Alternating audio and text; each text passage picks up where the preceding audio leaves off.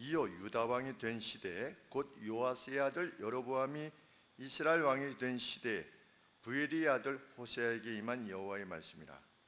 여호와께서 비로소 호세아로 말씀하시니라.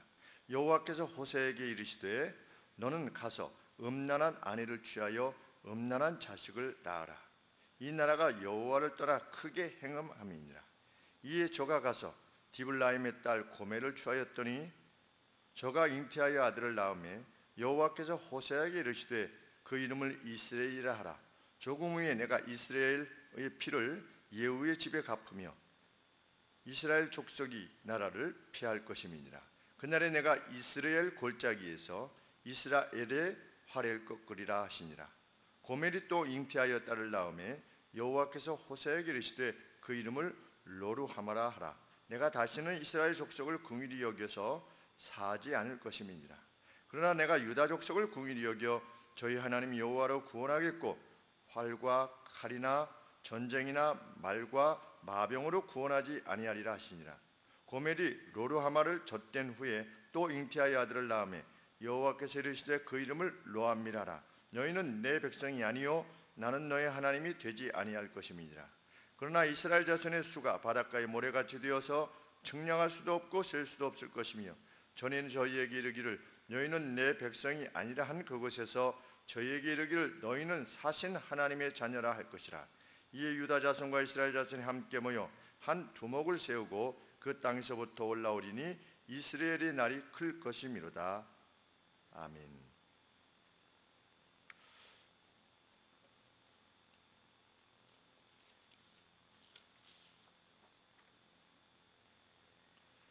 호세아라고 하는 이름은 구원자다, 세이비어다 이런 뜻입니다. 그래서 구약에 보면 여호수아가 이 이름이랍니다. 여호수아, 호세아 이게 같은 뜻이라고 합니다. 세이비어, 구원자. 그런데 누구의 아들이다? 부엘리의 아들이다 그랬는데 보통 이스라엘에서는 선지자의 아들을 일컬을 때 자주 누구누구의 아들이다 이렇게 말한다고 합니다. 그런 걸 보면 호세아 역시 아버지가 선지자가 아니었겠는가 하는 것이 대체적인 주석가들의 주석의 내용입니다. 호세아에게 온 여호와의 말씀이다. 호세아에게 임한 여호와의 말씀이다. 제가 우리 지난주에 설교 말씀드렸죠.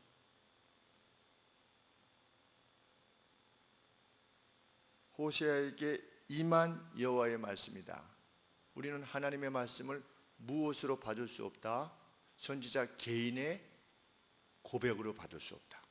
하나님에 의해서 감추어졌던 것이 영원 전부터 감추어져 있던 것이 계시되어진 드러나진 것으로 우리가 하나님의 말씀을 받아야만 된다. 그래서 어느 시대에 한정된 것이 아니라 만일 이 호세아서 역시 어느 시대에 어느 한 개인의 고백으로 한정될 수 있다면 우리가 오늘 받아야 될 이유가 없는 것이죠. 그러나 여호와께로부터 온 호세아에게 온 came 한 여호와의 말씀이다. 기록을 호세아가 했지만 하나님께서 주신 말씀들을 기록했다는 것이죠. 그러면 우리가 어떤 방식으로 기록했겠느냐? 기계적 영감설이냐 이런 말이 있습니다. 그것은 뭐냐면 하나님이 불러주신 대로 쓰는 겁니다. 근데 우리는 유기적 영감설을 믿습니다. 하나님께서 호세아라는 인물을 통해서 기록하신 것이지요. 누가 기록한 겁니까? 호세아가 기록한 겁니다. 하나님의 호세아가 이르기를 이렇게 쓴 것을 기계적 영감설이라고 그러고, 유기적 영감설은 하나님께서 감동하셔서 호세아로 하여금 쓰게 하신 것이라. 그런데 이 호세아 개인의 고백으로 이렇게 되면 무엇을 빼는 겁니까? 하나님의 감동, God breath, 하나님께서 숨을 불어넣어 주신 그것을 빼는 것이죠. 영감시키는 것을 뺀 겁니다. 그러므로 호세아는 뭐라고 분명히 밝히고자 하는 것입니까? 호세아 자신에게 임한 여호와의 말씀이다, 이렇게 말하고자 하는 것입니다. 그래서 바울도 그렇고 베드로도 그렇고 기록할 때 제일 먼저 뭐라고 말씀하는 것입니까? 나는 그리스도의 사도다, 나는 누구다라고 하는 것을 명백히 밝히는 것이지. 그런데 그가 어느 시대에 사역을 했다고 합니까? 우시야, 요담, 아하스, 히스기야, 이 왕들은 유다의 왕들입니다. 그 다음에 아래쪽 요아스의 아들 여로보암, 북이스라엘의 왕이지요.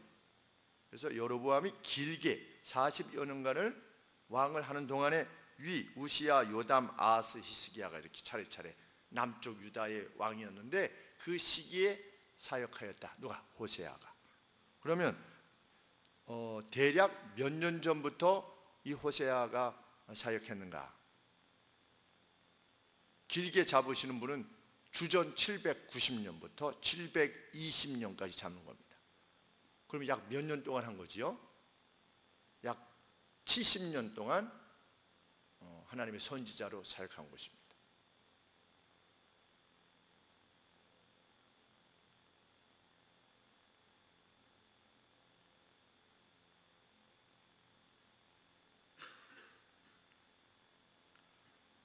그러면 그 당시의 선지자는 누구였는가? 이사야, 요엘, 아모스, 오바댜, 미가, 그리고 심지어는 엘리사, 이렇게 거의 그것이 오버랩되는 겁니다. 하나님께서 한 선지자만 사용하신 것이 아니라 여러 선지자들을 통해서 말씀하셨는데, 우리가 그걸 3차원이라고 표현을 해야 될지까지는 잘 모르겠지만 이사야 선지자가 외칠 때 호세아 선지자도 외쳤다는 거예요. 우리는 각각 이해하려고 하는데 그것이 아니라 동시대에 외쳤다는 것이죠.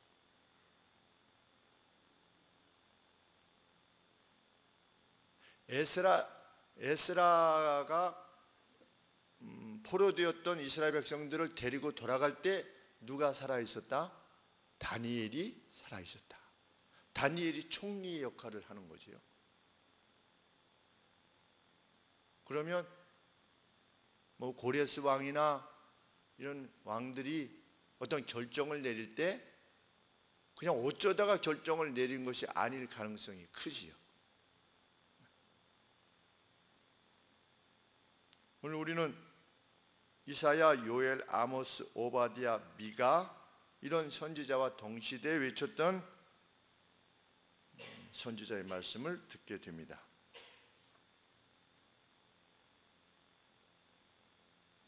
여기서 언급되어지고 있는 여로보암은 여로보암 2세입니다.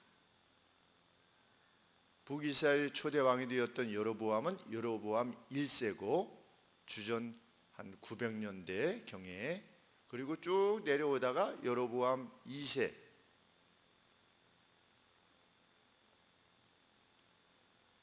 그런데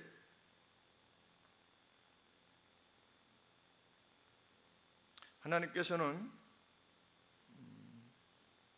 이스라엘을 긍휼히 여기셔서 이스라엘에게 번영과 회복을 주셨습니다. 여로보암 2세 때.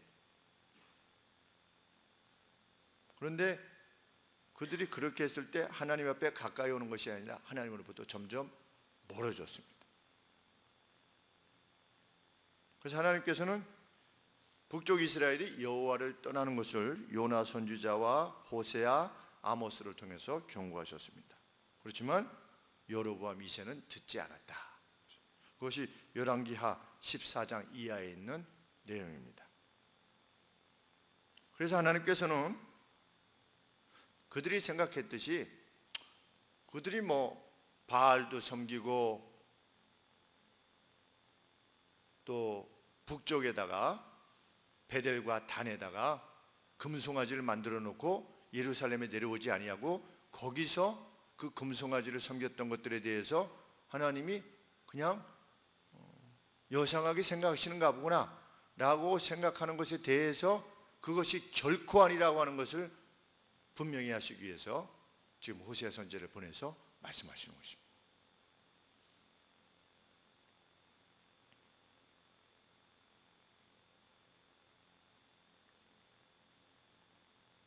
북이스라엘이 몇 년에 멸망했습니까? 주전 722년에 아시리아에 의해서 멸망했습니다.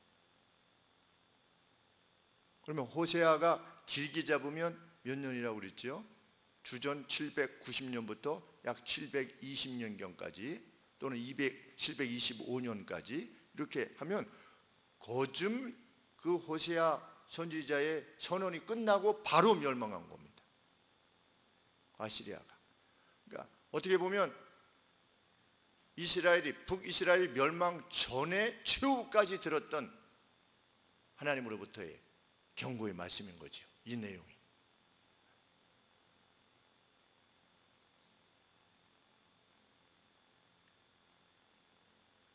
하나님께서는 자신들을 하나님의 백성이라고 생각했던 그들이 마치 무엇과 같으다? 마치 매춘부와 같으다.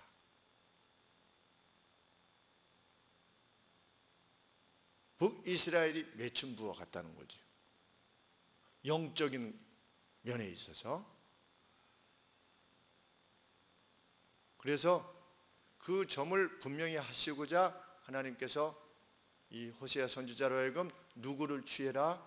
매춘하는 여인과 결혼을 해라. 그렇죠?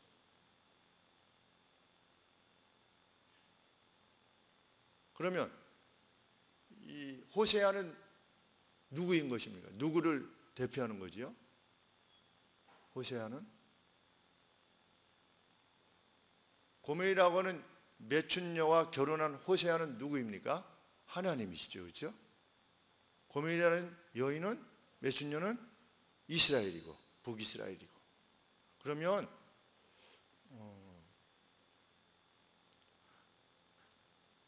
그렇게 말씀하시려고 하는 점에 있어서 어떤 하나님의 사랑을 느낄 수 있습니까? 어떻습니까? 그런 관계 설정을 통해서 하나님의 사랑을 느낄 수 있습니까? 없습니까? 느낄 수 있죠. 왜 느낄 수 있습니까? 어떻게 느낄 수 있죠?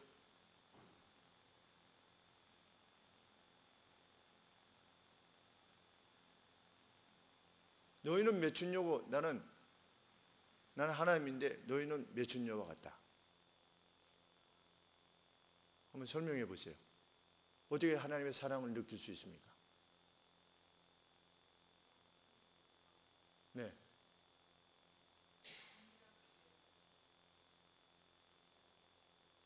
네, 그렇죠. 네. 매춘녀인데도 불구하고 나와 너의 관계는 뭐다? 부부와의 관계라는 거예요.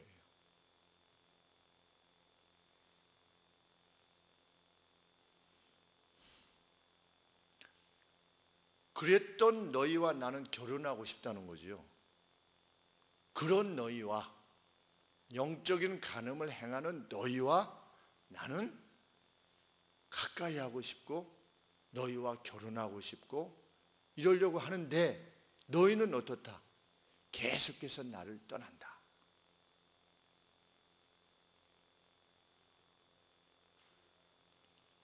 우리 신약적인 표현은 어떻습니까? 너희가 여전히 죄인 되었을 때, 그렇죠? 그런 표현을 쓰십니다.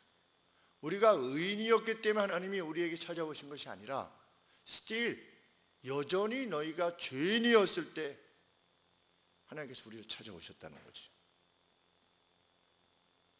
정말 굿뉴스입니다. 정말 복음입니다. 그리고 우리 인생이 어떤 존재라는 것을 더 많이 살면 살수록 깨닫게 되지요. 그래도 어렸을 때와 젊었을 때는 그래도 내 안에 뭔가 선한 것이 조금은 그래도 있어 보이고 남들에게도 선한 것이 좀 있어 보이고 그런데 점점 지나가면 사람들은 결국 자기의 이익을 위해서 살 뿐이다 라고 하는 것을 깨닫게 되죠. 주님의 은혜가 아니고서는 결코 구원받을 수 없는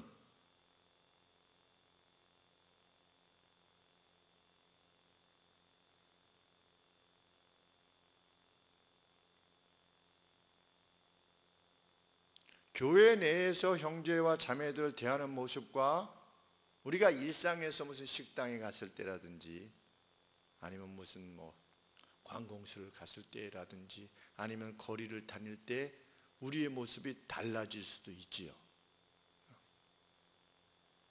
교회 내에서는 그렇게 친절한데 밖에 나가서는 그냥 저스티스로만 행하는 겁니다. 공의로만 행하는 거예요.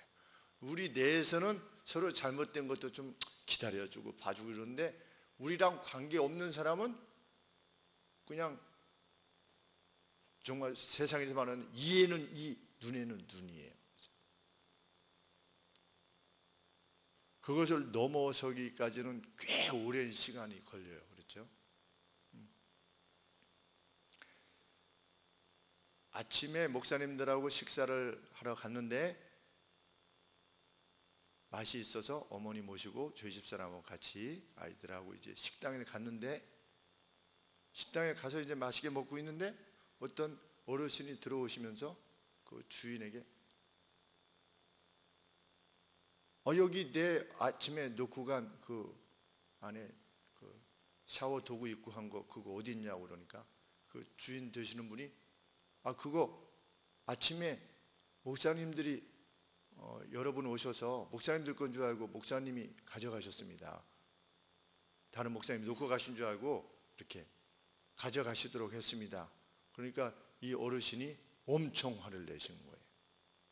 좀 이렇게 막 끓어오르는 분노를 왜 내 거를 왜 그냥 놔두지 가지고 갔냐는 거예요. 나중에 알고 보니까 그 주인 되는 여 주인께서 목사님 아침에 그 목사님한테 그거 아마 다른 목사님이 놓고 가신 것 같아요. 가져가세요. 이래서 이제 가져갔으니까 이 여 주인으로서는 부담이 크잖아요.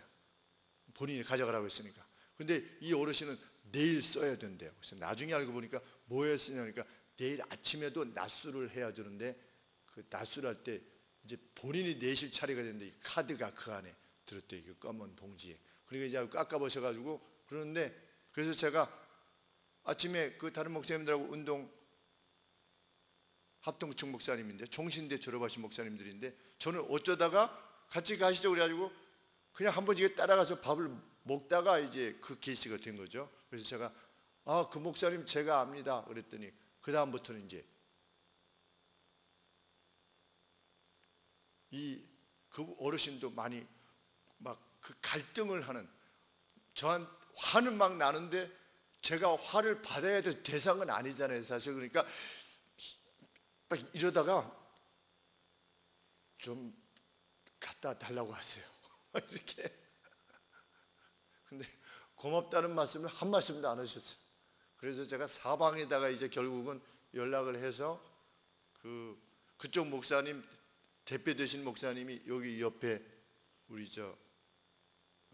무한리필 고기 있죠. 그 집이 성도님 댁이래요. 그 무한리필 바로 뒤에 있는 교회가 그 목사님 교회예요. 목사님 교회 성도시랍니다. 그래서 그 가지고 가신 분은 또 김포에 계시대요. 그래서 그 김포에 계신 분이 밤에 여기다 갖다 놔서 제가 새벽기도 끝나고 가서 집으로 가지고 가서 그래서 현이가 갖다 드렸어요.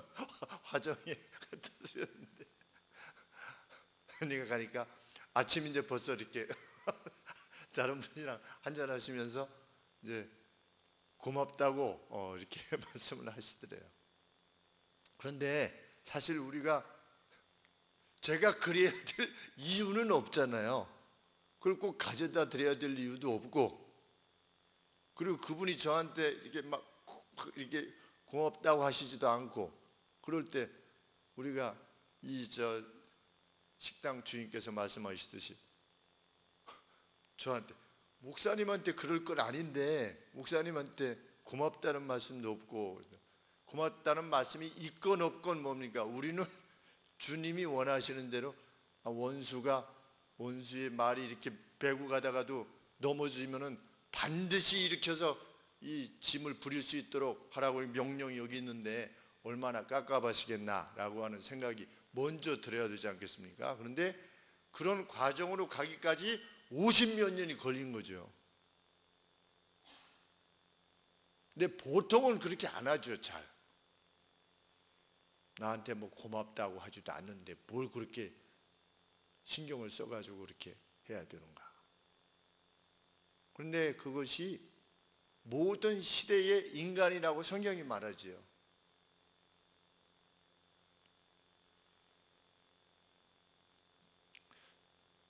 전에도 말씀드렸지만 저희 외할머니께서 떠나시기 전에, 얼마 전에 그 말씀을 하셨다고 그러지 않습니까?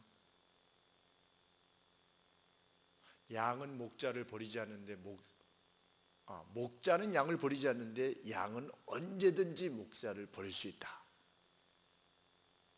그래서 양이 목자를 버릴 때 결코 실망하지 말아라. 그 인간이다. 이런 말씀을 하셨어요. 근데 저는 그걸 믿어요. 우리 인간이 그러하니까. 막 좋아하다가도 내가 원하지 않는 방향으로 누군가가 하면 막 좋아하다가도 그 사람이 싫어지게 되어 있어요. 그 인간이.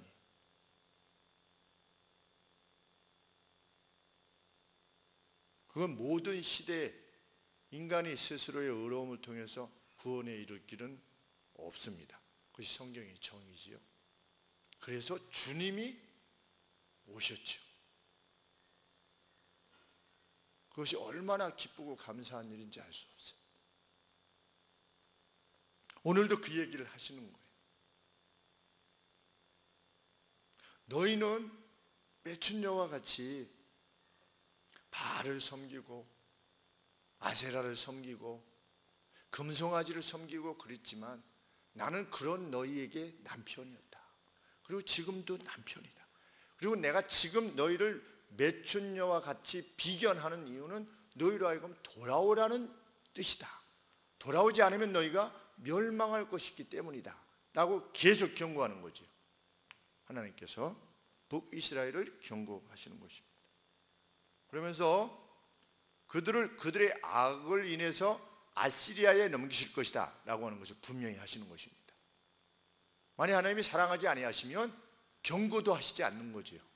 우리가 살아가면서 어떤 재난이 있는 것, 그것이 큰 것이건 작은 것이건 어떤 재난이 오는 것은 우리로 하여금 생각하라는 것입니다.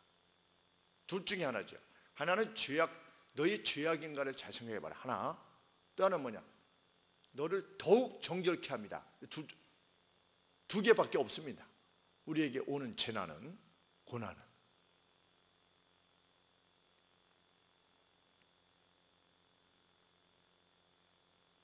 호세아가 가서 고멜이라는 여인을 취하였습니다. 그래서 아들을 낳았습니다. 아들의 이름을 이즈레엘이라 하라. 근데 이즈레엘이라는 뜻은 하나님께서 심으신다 이런 뜻이랍니다. 원래 뜻이. 그런데 왜 이즈레엘이라고 하는가? 4절 말씀에 여호와께서 호세에게 이르시되 그 이름을 이스라엘이라 하라. 조금 후에 잠시 있으면 내가 이스라엘의 피를 예후의 집에 갚으며 이스라엘 족속의 나라를 피할 것이기 때문이다. 근데 이스라엘은 아주 풍요한 평야랍니다. 북이스라엘에 있어서. 그래서 북이스라엘을 대표하는 어떤 평원인가 봐요.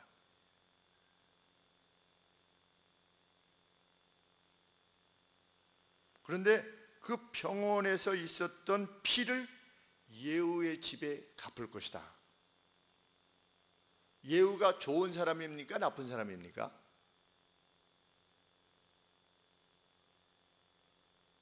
예후가 누구의 집을 멸망시켰죠?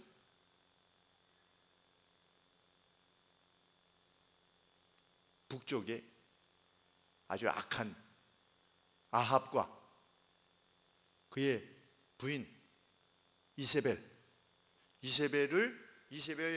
가계를 하나님의 도우심을 입어서 명령을 받아서 그들을 멸절시켰죠.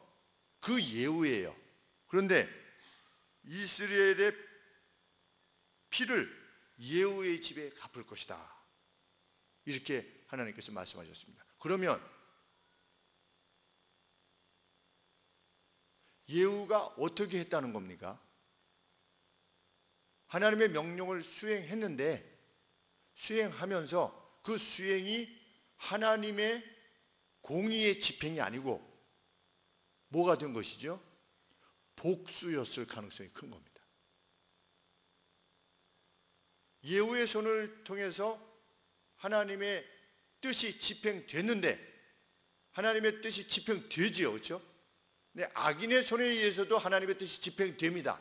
그런데 그 악을 행했던 자는 그것으로 칭찬을 받는 것이 아니라 무엇일 수 있습니까? 자기 손으로 복수를 행한 것일 수 있는 거죠. 대량 학살. 그래서 하나님이 원하시는 것입니까? 아닙니까? 아닌 거지요.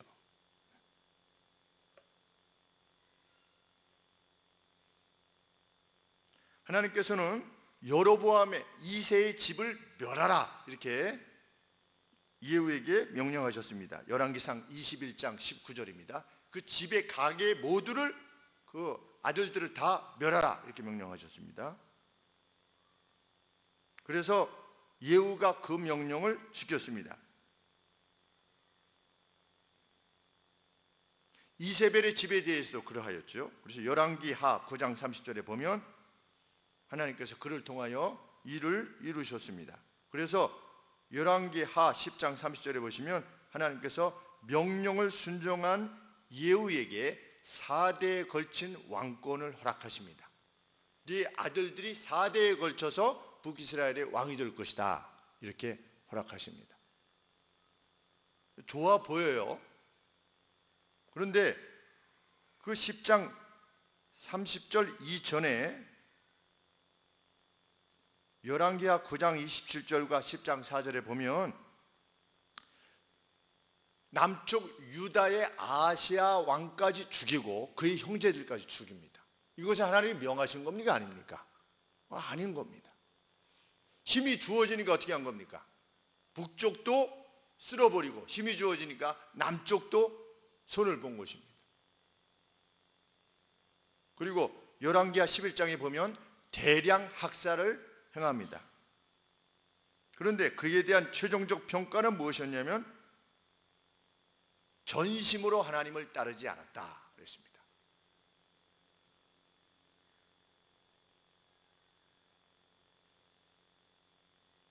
그러니까 무지한 피를 흘린 거지요. 그랬을 때 하나님께서 어떻게 하시겠다? 예후의 집에 그 피값을 갚으실 것이다.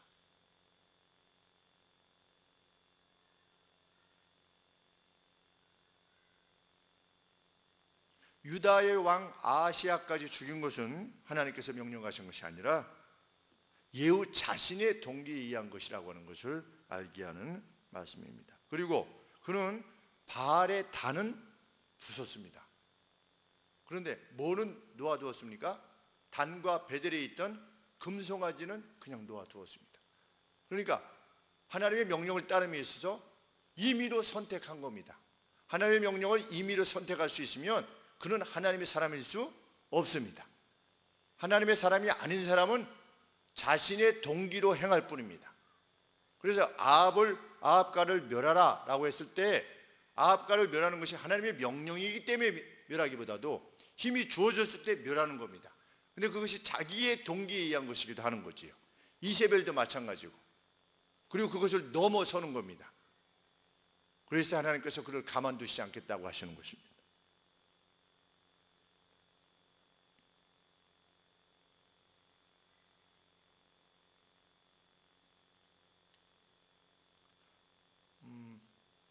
참 성경이 연대기적으로 기록되어진 데도 있지만 연대기적으로 기록되다가 뭐뭐 하였더라 그랬는데 이 하였더라 이전의 어떤 내용을 이 뒤쪽에서 확대해서 기록한 그런 내용들도 있습니다. 근데 그것인지 정확하게 알 수는 없지만 10장 30절에는 하나님의 명령을 지켰으므로 4대에 걸쳐서 왕권이 주어질 것이다 언급이 되어 있어요. 왜? 그 명령 자체는 수행했으니까. 그런데 그 안에서 대량 학살을 하고 하나님의 뜻을 행하지 않은 것입니다. 그래서 4대에 거쳐서 가는데 이 왕들이 무나엠이라고 하는 왕만 자연사하고 나머지는 다 그 왕권이 찬탈되는 겁니다. 4대에 걸쳐서 되기는 되는데 이 4대가 평안하지 않았던 거죠. 그러니까 하나님께서 주신 약속은 이루어지는데 왜? 하나님은 약속을 하시면 반드시 이루시니까. 그 무엇 때문에 그러느냐? 예후가 흘린 피 때문에 그런 것입니다.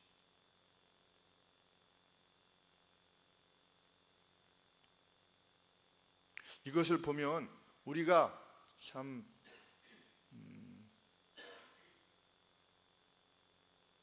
우리 인간적인 눈으로 보면 크게 일을 이룰 수 있습니다. 어떤 그 신앙적인 측면에 있어서 어떤 한 사람이 뭐 하늘소망교회를 위해서도 큰 역할을 할 수도 있고 어떤 한 사람이 한국 교계를 위해서 큰 사람의 역할을 할 수도 있고 그 사람을 통해서 많은 사람이 구원을 받을 수도 있고 그렇지만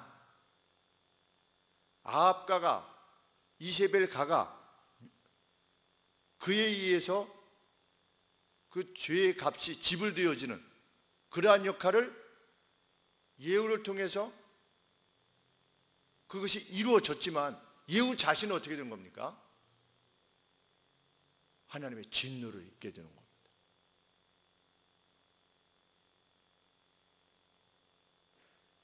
그래서 사도 바울도 무엇을 두려워했다고 하지요? 이 기록에 남을 구원한 다음에 내가 구원받지 못하는 것을 두려워하는 사도 바울 자신이 그의 복음을 통해서 많은 사람들이 구원받았는데 정작 본인은 구원받지 못할 것을 우려하는 그런 깨어있음이 있었던 거지요. 근데 예후는 그런 깨어있음이 없었던 것입니다.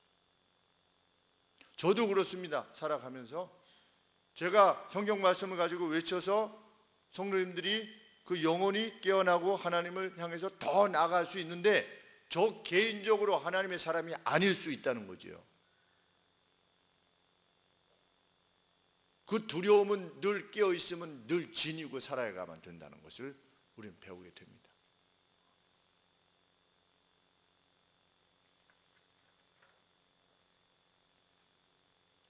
이후에 하나님께서는 이스라엘의 힘을 부서뜨릴 것이다. 그날에 내가 이스라엘 골짜기에서 이스라엘의 화살을 부러뜨릴 것이다. 5절 말씀이지요. 그 제롬이라는 분에 의하면 722년에 멸망될 때 결정적인 그 아시리아의 승리가 어디에서 이루어졌느냐? 이스라엘에서 이루어졌다. 이렇게 기록하고 있습니다. 내가 너희의 화살을 끊어버릴 것이다. 내가 부러뜨려 버릴 거다. 너희가 의지하는 그 힘, 그것을 내가 부러뜨려 버릴 것이다. 너희가 의지하는 말과 기병, 이 뭐라고 되어 있습니까? 7절 말씀에 보면 너희들이 의지했던 활, 칼, 전쟁, 말, 마병 이런 것들을 내가 다 부서뜨리겠다. 이런 말씀입니다. 예후가가 멸망한 지 불과 50년 만에 그런 괴로움을 당했다고 역사가가 기록하고 있습니다.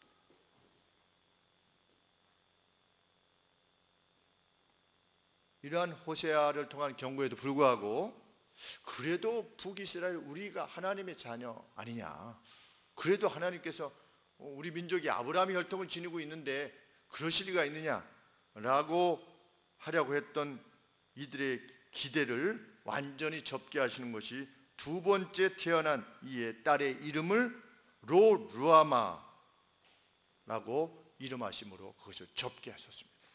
로루아마가 무슨 뜻이냐? without passion, compassion. without passion이다. 열의가 없는 겁니다. 하나님이 북이스라엘에 대해서 내가 더 이상 너희에게 애정이 없다. 그래서 그 밑에 뭐라고 표현하고 있습니까?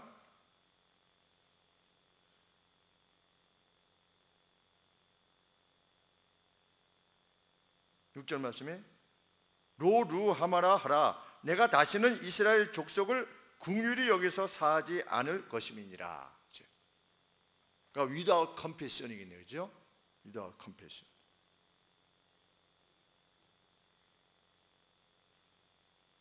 그런데 하나님께서 북이스라엘은 구원하지 않는데 반면에 남쪽 유다는 내가 구원할 것이다 그랬습니다.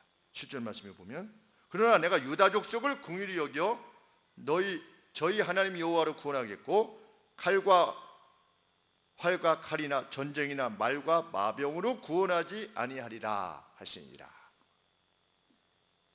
그래서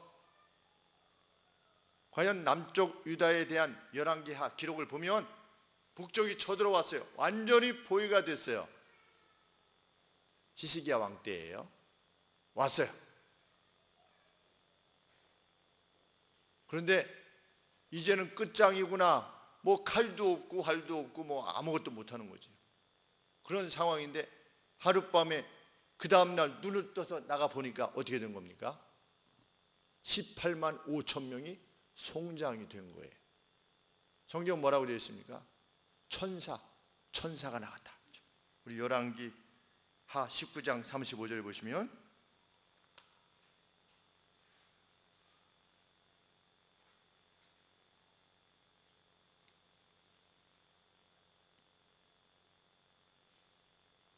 이 밤에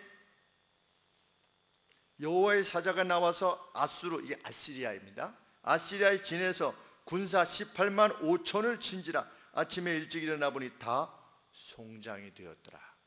그러니까 북이스라엘은 무엇을 믿었습니까? 칼과 말, 화살 이런 것들을 믿었어요. 우리가 지금 이만한 것을 가지고 있는데, 그런데 그것은 하나님이 북이스라엘을 불쌍히 여기셔서 그냥 놓아두면 안 되겠기에 불쌍히 여기셔서 그에게 힘을 잠깐 준 것인데 그들이 그것을 믿고 하나님을 떠난 겁니다.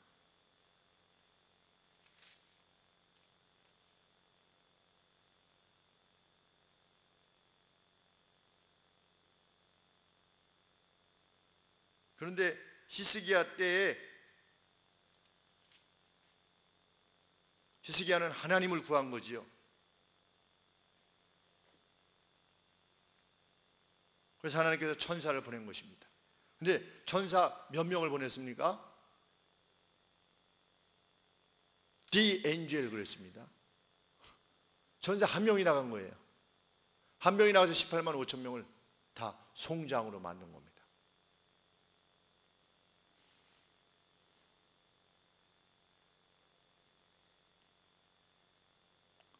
그 고멜이 로루하마를 이유했을 때, 젖을 뗐을 때 그 여인이 다시 낳은 아들 이름을 로암미라 하라. 로암미라는 뜻은 not my people, 내 백성이 아니다 이런 뜻이라.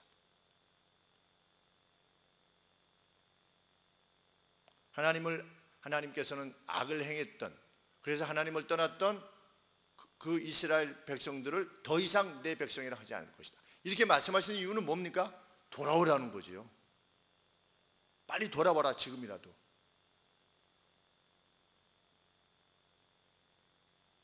그러다가 하나님께서 10절 말씀에 갑작스럽게 최종적 회복을 선언하십니다.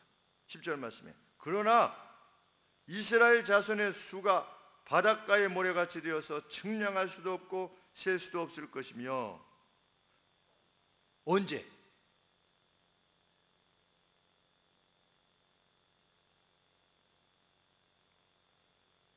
전에 저희에게 이르기를 너희는 내 백성이 아니라 한 그곳에서. 어디입니까?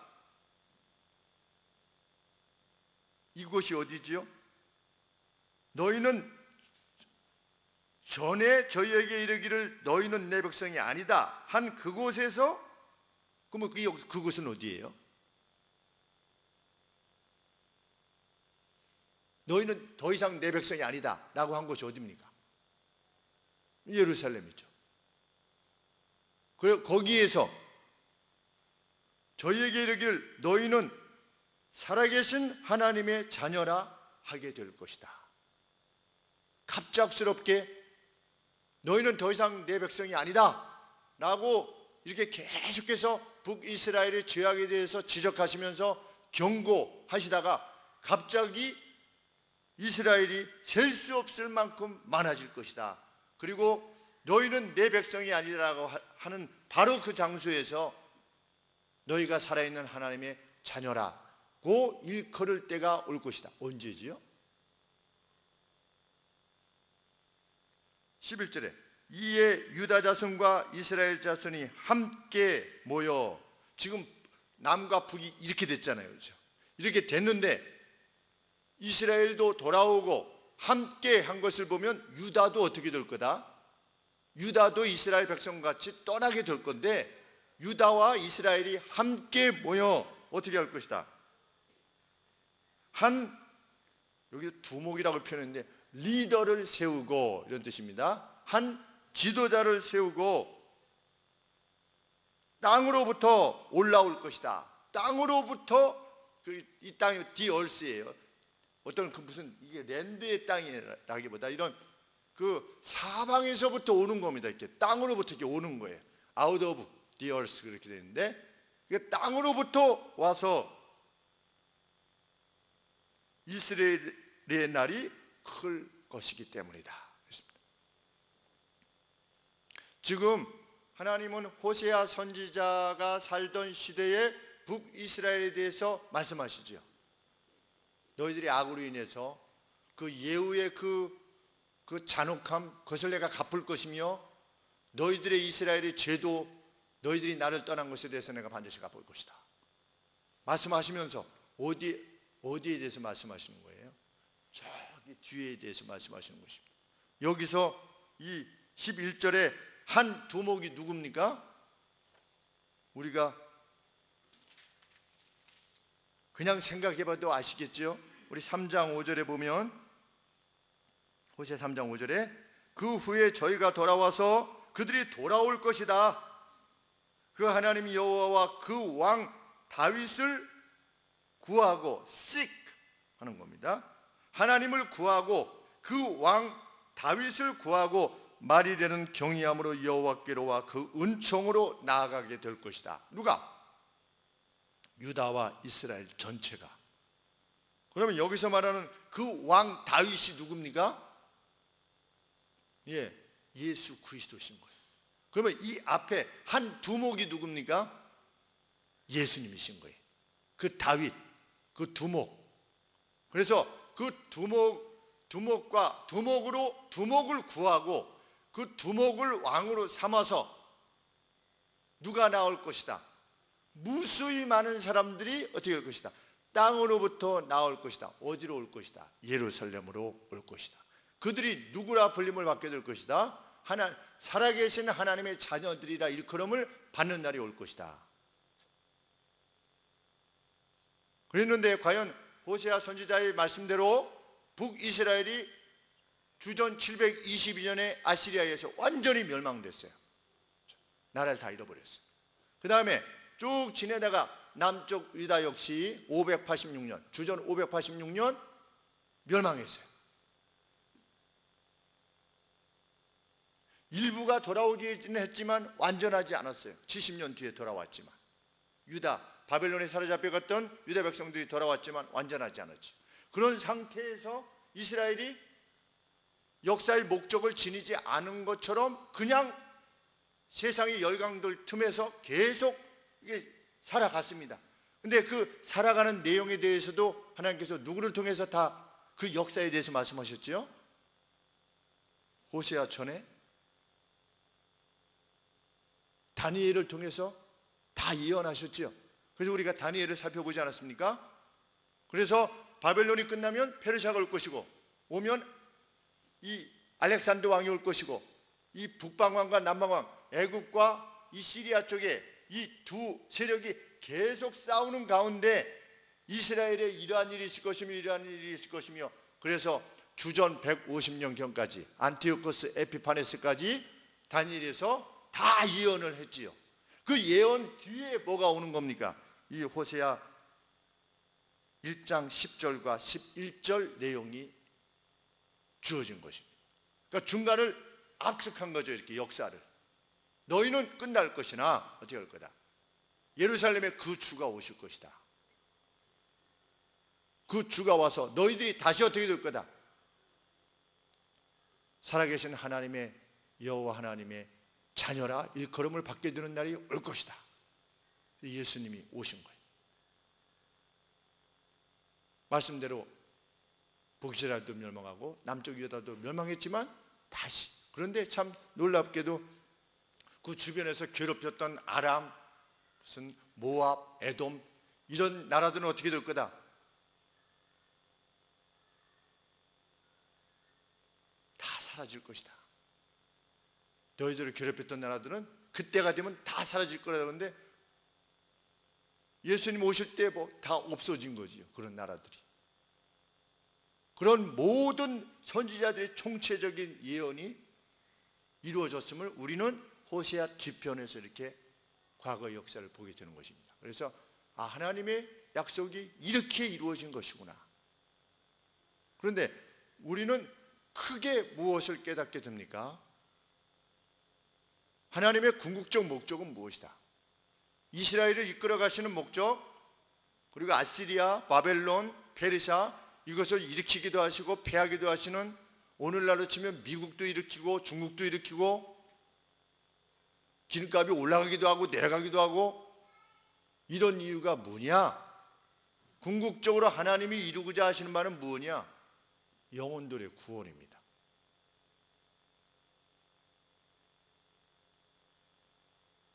하나님은 어느 시대의 어느 선지자를 통해서도 무엇을 말씀하시냐면 너희들이 이렇게 하는 것은 악이고 이렇게 하는 것은 선인데 제발 선을 추구해라. 그런 다음에 그렇게 말씀하시다가 갑자기 저쪽을 얘기하는 거예요.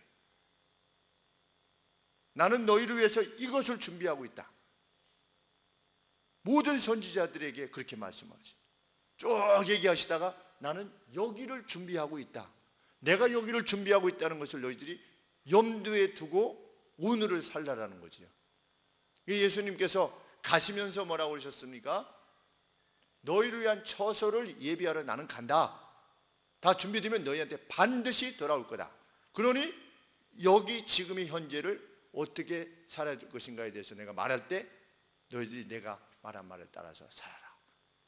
이렇게 요청하시는 거죠.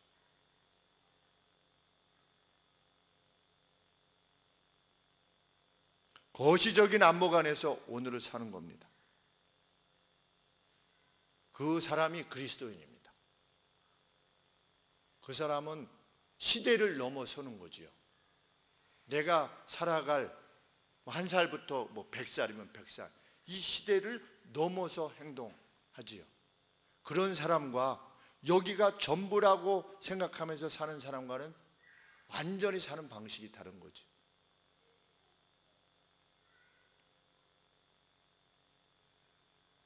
그런 사람, 그런 믿음이 있을 때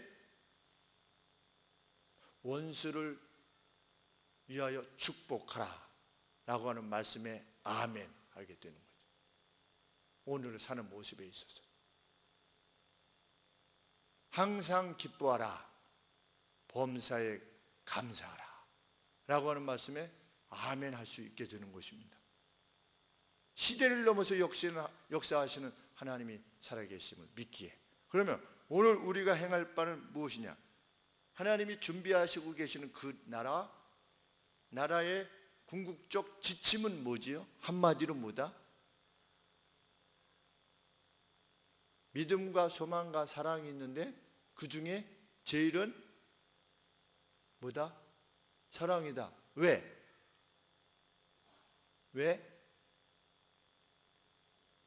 왜 믿음과 소망과 사랑인데 왜 사랑이 최고입니까?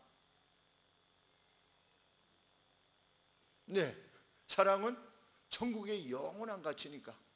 주님 나라가 오면 뭐가 없어집니까? 믿음도 없어지고 소망도 그 가치를 상실하게 됩니다. 실제로 이루어졌는데요. 믿음이 더 필요할 것도 없고 소망도 필요할 것이 없죠. 다 이루어졌으니까. 그러나 사랑은 영원한 가치를 지니게 될 것이다. 그런데 예후가 하나님의 말씀을 따르지 않아서 대량 학살을 한 것, 이런 것들은 하나님 나라의 그 가치에 합당하지 않은 것이죠. 하나님이 주신 힘을 가지고 악을 행하는 데 사용한 것입니다. 그렇기 때문에 그 현재적 징벌을 받을 뿐만 아니라 어떻게 되는 겁니까? 나중에 주님 앞에 심판받을 때 그는 심판을 당하게 되는 겁니다. 하나님을 섬기는 사람은 그렇게 행할 수 없는 것이니까.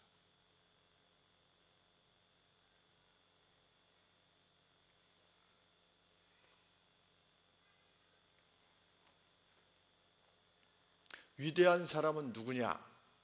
누가 이렇게 글을 썼는데 아주 멋진 글을 썼습니다. 위대한 사람은 누구냐? 자기가 만나는 그 누구라도 위대한 사람이 되도록 해주는 사람, 그 사람이 위대한 사람이래요. 저는 그냥 집에서 애기나 키우고, 성경에 뭐라고 되어 있습니까? 집에서 아기를 잘 키우고 자기 남편을 잘 돌보고 이런 사람이 최고의 부인이다, 이렇게 말하고 있지 않아요? 그러면 하나님 앞에서는 누가 최고의 자매입니까? 가정을 잘 돌보고 자녀들을 잘 돌보고 남편을 잘 순종하고 이런 사람이 최고가는 하나님 앞에서의 부인이지요, 그렇죠? 하나님 앞에서의 자매입니다.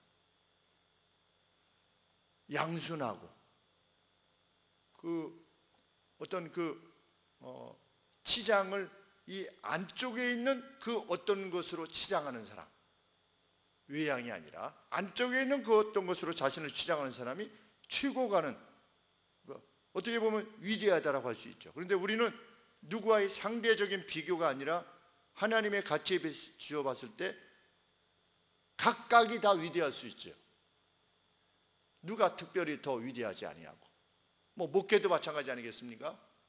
몇만 명을 하면 더 위대한 사람이냐? 결코 그렇지 않죠.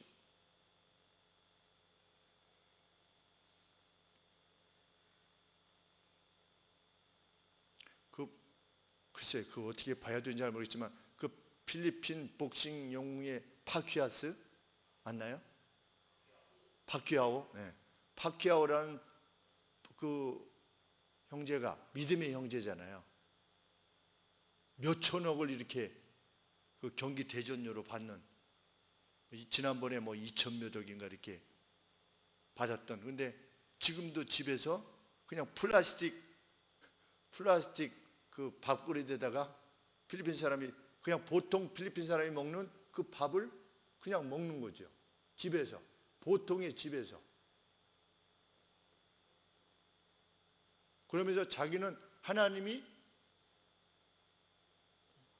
멋있는 말을 했는데 제가 다음에 기억해요. 하나님이 엄청난 돈을 주시던 가난케 하던 그냥 여상한 삶을 사는 것이 그 하나님 앞에서의 삶이라는 거지요. 그러면서 이번에 50 몇 억인가를 그 집 없는 사람들을 위해서 이렇게 내놓았다고 하는 신문의 기사를 보는데 그 선수가, 그 형제가 집에서 이렇게 허름하게 옷 입고 이 밥 먹는 모습을 사진을 찍어가지고 이렇게 누가 올린 것을 이렇게 보았어요. 아주 위대한 사람이에요. 그 면모로만 그것이 정말 사실이고 그렇게 살아간다면 누가 위대할 수 있느냐? 여기를 보는 거. 여기를 보면 오늘 위대할 수 있어요. 그것을 확신하면 죽느냐 사느냐도 문제가 되지 않는 거죠. 그래서 그것을 보았던 우리 형제 자매들이 시리아에서 이렇게 죽어가고, 부탄 같은 데서도 그렇고 쿠웨이트 같은 데서 사형원들 받아 죽지 않습니까? 개종했다고 해가지고. 우리 그런 큰 싸움을 하는 우리가 되었으면 좋겠습니다. 다른 군사들 피 흘려 싸울 때 정말 큰 싸움을 하는 우리도 함께 동참한, 무엇을 먹을까, 입을까, 마실까, 노후 대책을 어떻게 세울 것인가, 나는 뭘 먹어야지 건강해질 것인가, 이런, 거기에 그냥 이 마음이 그냥 다 쏟아져 있는 그런 것이 아니라 하나님의 살리시기도 하면 살고 죽이시다 하면 죽을 것이다. 우리는 저기로 간다. 거기에 걸맞는 우리의 삶이 계속해서 이어지는 우리 하늘소망교회가 되기를 소원합니다. 기도하겠습니다. 하나님 아버지, 시대마다 말씀하시는 이 하나님의 말씀에 순종했던 이들은 경건의 삶을 살다가 떠났으며, 하나님 악을 행하던 자들은 계속하여 악을 행함으로 그때와 이제 영원한 멸망을 아버지 기다리고 있을 뿐임을 저희들이 배웁니다. 하나님, 주의 변함없는 사랑과 애정으로 온 인류를 구원하시기 위하여 아들을 보내시기 위한 그 목적을 가지고 계속해서 달려오신 결과로, 하나님의 열심으로 행하신 결과로 우리가 구원을 얻게 되었사오니, 주여 이 구원의 방주에 동참게 되었음만으로도 하나님께 영광과 찬송을 돌리옵나이다. 정말 죽으면 죽으리라는 각오를 가지고 진실함과 뜨거움과 애정을 위하여 아버지 더러운 가치들 우리 가운데서부터 몰아내고, 시기와 질투와 미움들을 몰아내고 아버지여 따스함과 애정만을 가지고 이 땅을 살아갈 수 있도록 도와주시며, 힘이 닿는 대로 주의 가치를 쫓아서 힘쓸 수 있는 저희 모두가 되게 하여 주사, 세상이 저희를 통하여 우리를 구원하신 그리스도의 자비와 능력을 보게 하여 주시옵소서. 예수 그리스도 이름으로 기도합나이다. 아멘.